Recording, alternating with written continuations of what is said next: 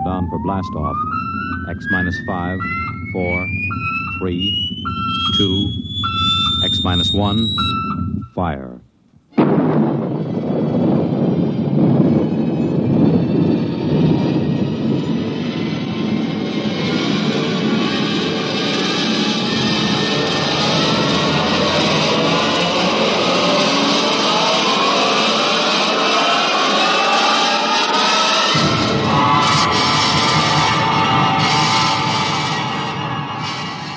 From the far horizons of the unknown come tales of new dimensions in time and space. These are stories of the future, adventures in which you'll live in a million, could be years, on 1,000 maybe worlds. The National Broadcasting Company, in cooperation with Galaxy Science Fiction Magazine, presents X minus 1.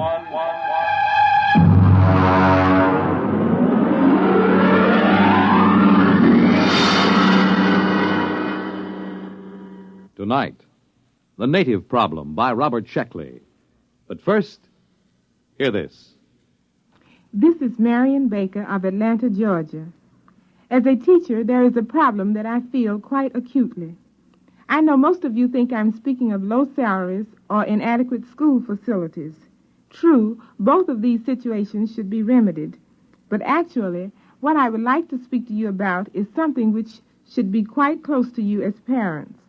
Each day in your community, there are quite probably children who will miss valuable days in school simply because of preventable illnesses. It's all very easy to speak of the normal winter cold, but such things as hot breakfasts, good lunches, adequate clothing, and shoes can do more than any yet-to-be-discovered miracle drug in keeping our children warm and healthy and in class. Look into your school system this fall when your youngsters go back to school, but give equal consideration to the way in which you look after your children's needs.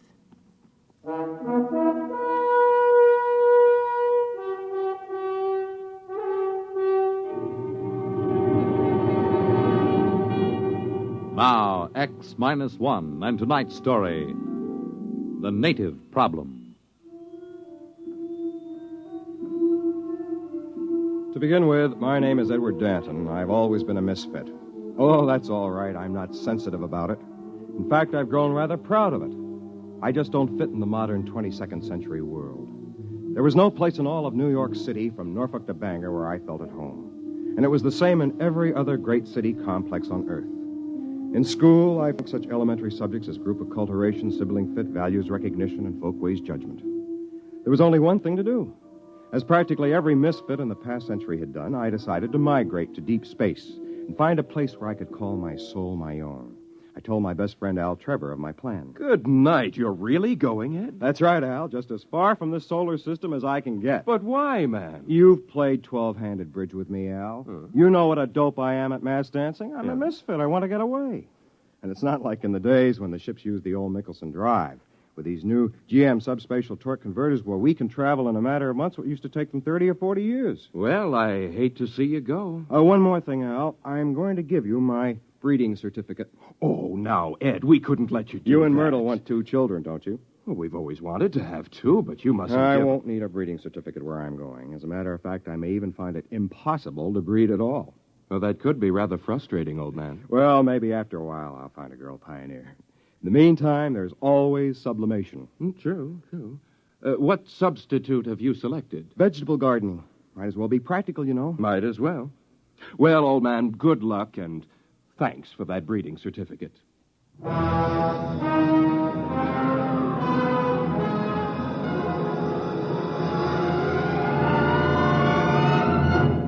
next day, I took off for the stars on a government ship. The spot I picked was out in what they call the New Territories. The planet I finally settled for was ideal. A calm, watery place dotted with fertile islands, blessed with a mild, uniform climate, and absolutely uninhabited. When they left me there, I took formal possession and christened the place New Tahiti, for obvious reasons. At first, it was fine. I was busy exploring, growing vegetables, and building a shelter. After that, though, time began to drag. I had to do something. But what? I was marooned on this deserted planet, and it might be years before another Earthship would land here. And then, miraculously, it happened. A ship came out of the skies and headed for a landing on my own private island. It was an ancient Mickelson Drive job, battered and scored, but bearing a proud legend painted on its nose. The Hutter people, it read. When the ship landed on the beach, I ran out to meet it, forgetting that I must have looked more like a naked savage than a fellow Earthman. Hey, there in the ship! Stop where you are! Welcome to New Tahiti. Boy, am I glad to see you folks. What's the latest news from... Stand back there. Take another step and I'll shoot. Well, is something wrong? What's your name? Edward Danton. What's yours? Simeon Smith, military commander of the Hutter people. And this is Jedediah Franker, my second in command. How come you speak English, boy? Me? Why, I've always spoken English. Where are the others? Where are they hiding? There aren't any others. Just me. I see. Father, can't we come out now? No, get back in the ship, Anita. Then I'll watch from here. Say, she's pretty. Your daughter? Huh. What do you think, Simeon? It's what I expected. Ingratiating, fawning, undoubtedly treacherous. Yeah. His people won't show themselves, you notice? Probably waiting in ambush. I think an object lesson is in order. Right. Put the fear of civilization into them. Hey, don't point that gun at me. Father, no, he hasn't done anything yet. This way the others will know we mean business. It isn't right. Let him have it, Jedediah. No, wait! Wait! Hey!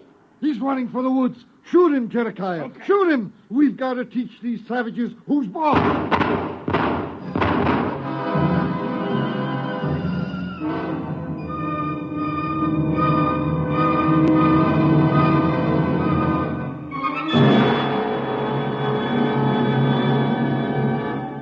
You're listening to The Native Problem, tonight's attraction on X-1. Friends, for as many years as any of us can remember, the sadness that polio has brought to so many homes has been almost unparalleled. But a greater sadness than this lies ahead for any who may from now on catch polio, because it may be due to carelessness. Vaccination against polio, the well-known Salk shots, is more than 75% effective. And it's due to such vaccination that there was a drop of 47% in polio cases last year. 5 million have had as much as one shot of the vaccine. And please remember that while the first and second shots are helpful, the third shot is necessary for maximum protection. Now, there's plenty of vaccine, and the doctors are anxious to cooperate. Remember, the end of polio is at hand, but it takes 3 visits to the doctor to lick it. Can you afford not to go?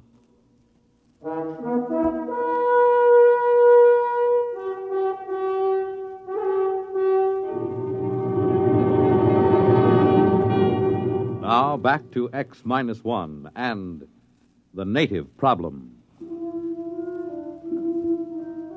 I was just plain lucky to get back to the friendly cover of the forest without stopping a bullet. It was obvious these people were too jumpy just then to listen to reason and believe me when I told them that I was not a native, that I was all alone here.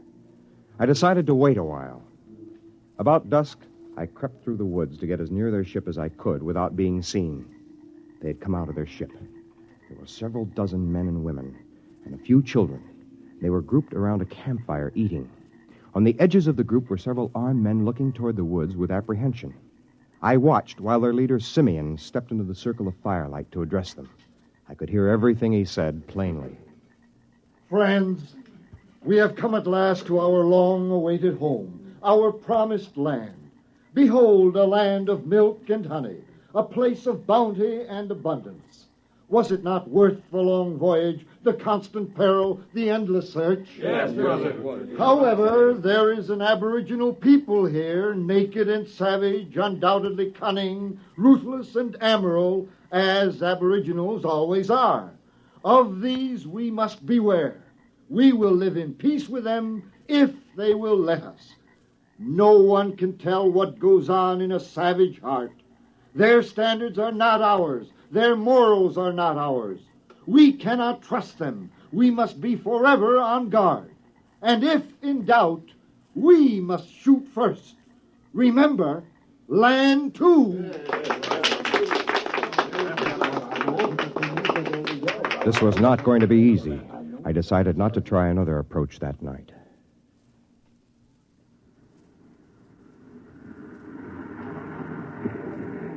The next morning, as they were bustling about unloading their spaceship, I walked down to the beach and headed straight for them with my hands held out to show them that they were empty. The sentry stopped me at the point of a gun, and in a minute, both Simeon and Jedediah came running up, covering me with their weapons. I stood still, my flesh creeping in anticipation of the bullets. Someone might fire at me any minute. So you have come back. I'd like to explain. I am the leader of these people. I am the big chief fella. You, big fella chief, your people? There's no need to talk that way. I told you yesterday. I have no people. There's just me. I speak English. Unless you're honest with me, you're going to regret it. Now, where's your tribe? I'm an Earthman. Are you deaf? Can't you tell by the way I talk? Now, listen, you... Excuse me, Simeon. I don't believe I have met your friend. Professor Baker, this savage here claims to be an Earthman. Oh? You are an Earthman? That's right. My name is Edward Danton. Only a few months ago, I left Earth on a spaceship. How was it powered? By a GM subspatial torque converter. What do you think, Professor? It's amazing. Truly amazing. His grasp of colloquial English bespeaks a fairly high level of intelligence, which points up a phenomenon frequently met with in savage societies, namely, an unusually well-developed power of mimicry. Our friend Dante, as his original uncorrupted name must have been, will probably be able to tell us many tribal legends and myths. Oh, come off it, Professor. I'm an Earthman. No, my poor friend, you are not. Obviously, you have met an Earthman. Some trader, I dare say, stopping for repairs. We saw signs that a spaceship once landed here, Professor. Oh, confirmation of my hypothesis. That was the government ship that dropped me off here. It is interesting to note how his almost plausible story lapses into myth at various crucial points.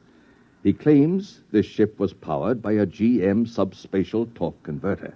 Now, this is a nonsense syllabification, since the only deep space drive is the Nicholson. He also claims that the journey from Earth was made in a matter of months, since his untutored mind cannot conceive of a journey lasting for years. Yet we know that no space drive, even theoretically, can reach here from Earth in less than 30 or 40 years. Then GM must have been developed after you left Earth. How long have you been gone? The Hutter ship left Earth 120 years ago. We are mostly 4th and 5th generation. Now, come on, Dante. Where's your tribe? Where are they hiding? This is preposterous. What can I do to convince you I'm from Earth? That's enough. We won't stand for backtalk from natives. Where are your people? There's only me. Maybe a taste of the black snake whip will loosen his tongue. Later, Jedediah. His tribe will come around for handouts. Natives always do. Then let's put him to work.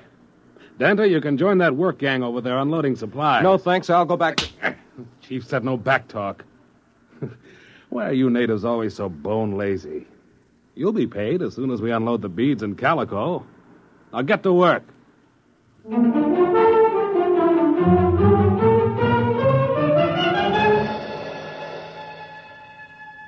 What could I do? I joined the work gang and unloaded the ship.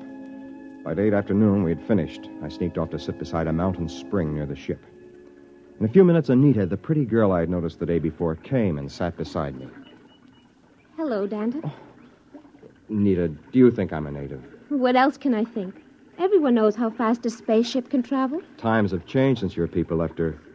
By the way, they weren't in space all that time, were they? No, they originally settled on a planet called Land 2. But there was a native rebellion. We barely managed to escape. In that case, I can understand why they're so nervous about aboriginals. Oh, but don't worry, Dada. Things will be better when the council takes over. Who are they? A council of elders. They're men of goodwill who detest violence.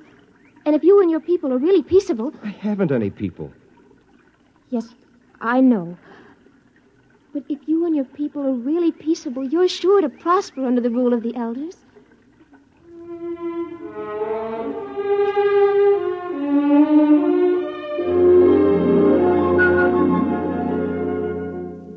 It was no use. I couldn't even convince her. But as we sat together and talked, I began to forget my problems. I was enchanted by her. And I think she liked me, too. After a while, as though it were the most natural thing in the world, she was in my arms, and I was kissing her. What's going on here? Oh, Jedediah. You're a disgrace to your people. Are you out of your mind, girl? You can't mess around with a dirty native and keep your self-respect. Now, just a minute, you... Shut up! As for you, you've got to learn something and learn it good. Natives don't fool around with Hutter women. I'm going to impress that little lesson on you right here and now. Jedediah, don't! I've had enough from you. Martha, you struck him. He tried to hit me first. Get up, Jedekiah. You're not hurt.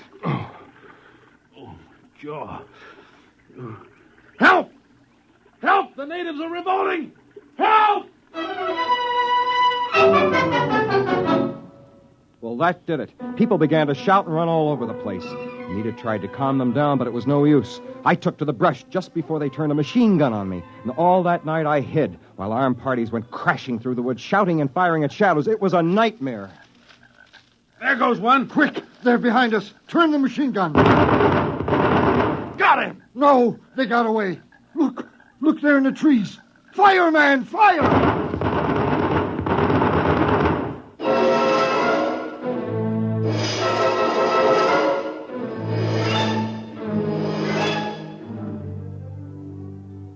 It was like that all night long. By morning, I was exhausted, and so were they. I hid in the jungle and waited. I don't know what for. And then, along about the middle of the day, I saw Anita. I thought she was alone at first, and I knew she was looking for me. I stepped out in the trail in front of her. Oh, it's you, Danta. Anita, There are men back there. It's all right. They won't harm you. They came to guard me. Danta, are you all right? Guard you from me? They don't know you as I do. At the council meeting today, I told them the truth. You did? I told them the fight wasn't your fault. I told them you were only defending yourself. And Jedekiah lied. No pack of natives attacked him. There was only you. And I told them this. At last. Did they believe you? Oh, yes. I explained that the native attack came later. Native attack? Now, look, there wasn't any attack, Anita. There couldn't be. There aren't any natives.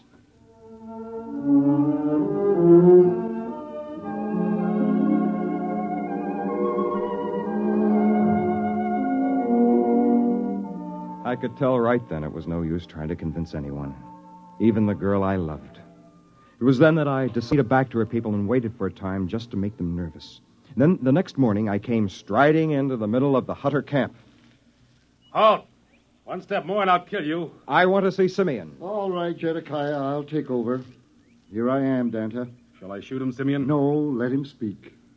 Go on, Danta. What is it? I have come here to bring you a declaration of war. What? I'll kill him now. What is it? What's happened? Oh, Danta, what is it? It's war. But I begged with you to bring peace to your people. They wouldn't listen. It's war. All the tribes are gathering from every outlying island. How many are there? Many thousands, 50 or 60. We will fight to the death. Danta, wait. Surely we can reach an agreement. Why shed all this blood? There is a way. I thought so. What do you want? Equal rights. Yes. What else? That is all. Except, naturally, an alliance between the ruling clan of the Hutters and the ruling clan of New Tahiti. In short, a marriage. Never. We'll fight, even though we're wiped out. We can't. We wouldn't have a chance. Accept, Father. Accept before it's too late. How can I accept? Where could I find a Hutter woman who would sacrifice herself for a marriage like that? Why don't you ask me?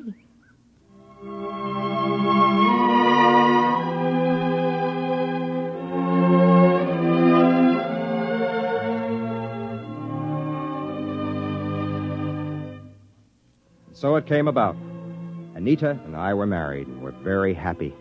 The Hutters, too, prospered in their new land, and soon they began to build up a thriving new civilization. Anita and I and our family moved to one of the more remote islands, where we weren't so much in the thick of things. Sometimes people would come to see us and ask me to talk about my people, and I would tell them how they could not stand the white man's civilization, and how they died off, all but me. It always made them feel very guilty, and somehow I liked to watch them squirm. As I said, I've always been a misfit.